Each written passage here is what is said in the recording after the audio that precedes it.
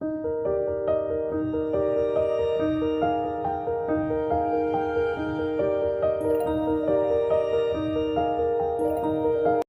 The lord. Good morning.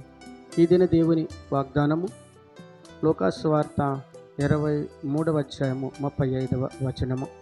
వీడు ఇతరులను రక్షించెను, వీడు దేవుడు ఏర్పరచుకున్న క్రీస్తు అయిన ఎడల తన్ను తాను రక్షించుకొనును. అవును ప్రియ సహోదరి సహోదరుడా, ఆ దినము ప్రభువైన యేసుక్రీస్తు వారు సిలువ వేయబడేటప్పుడు మరి ప్రభువైన యేసుక్రీస్తు వారిని ఈయన ఇతరులను రక్షించున్నాడు, ఈయనను రక్షించుకొనలేడా అని అనేక మంది అపహాస్యంగా మాట్లాడి ఉండగా ప్రభువైన యేసుక్రీస్తు తన వచ్చిన కార్యము ఏమిటో తనకు తెలుసు గనుక కలువరి శిలువలో ప్రాణం పెట్టి ఉన్నాడు. అవును ప్రియ సహోదరి సహోదరుడా, ఈ దినము యేసుక్రీస్తు ప్రభువారి పాదాలు పట్టుకొని ప్రార్థిస్తున్న నిన్ను మరి అనేక మంది ఆశీర్వదింపబడుతున్నారు ఈ లోకంలో.